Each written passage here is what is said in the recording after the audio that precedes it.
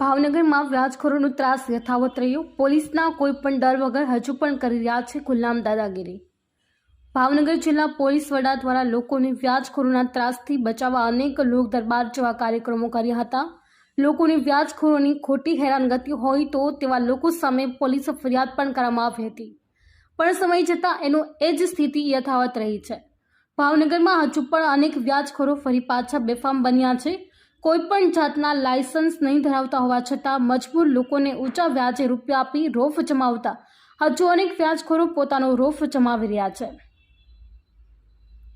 ત્યારે કુંભારવાડા વિસ્તારમાં એક યુવાને રૂપિયાની આર્થિક જરૂરિયાતને લઈ પોતાના મોબાઈલ ફોન ગીરવે મૂકી રૂપિયા લીધા હતા, જ્યાં યુવાન પોતાનો મોબાઈલ છોડાવવા જતાં વ્યાજખોરો દ્વારા મોબાઈલ લેવા આવેલ યુવાન સાથે વ્યાજ બાબતે રકઝક કરી યુવાનને બેફામ રીતે માર મારવામાં આવ્યો હતો, જ્યાં ઇજાગ્રસ્ત યુવાનને તાત્કાલિક સારવાર અર્થે ભાવનગર સટી હોસ્પિટલ ખાતે ખસેડવામાં આવેલ।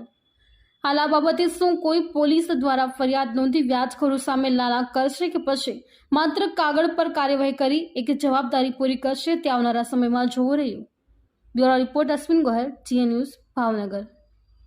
અજય મારું નામ છે। અજયભાઈ, કઈ જગ્યાએ શું થયું? કુંભારવાડા શું થયું? સોસાયટી।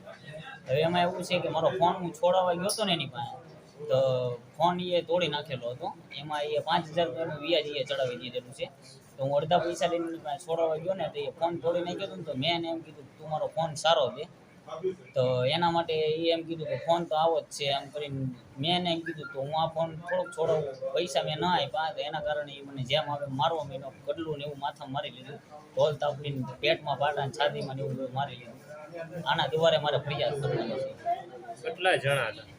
જણો તો એક જ છે, બાકી એનો ભાઈ ની તો મને છોડવામાં આવે। આ એક મારા એનો જે ભાઈ છે ને નાનો, એ જ મને મારવામાં આવ્યો।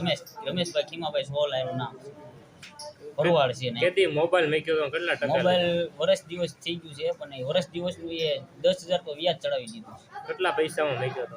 મેક્યો છે 5000 માં, નતારી 14000 રૂપિયા માંગે છે મારી પાસે। આ વિશે તમે પોલીસ ફરિયાદ હા, કરવાની? કરવાની છે અમારી વિનંતી।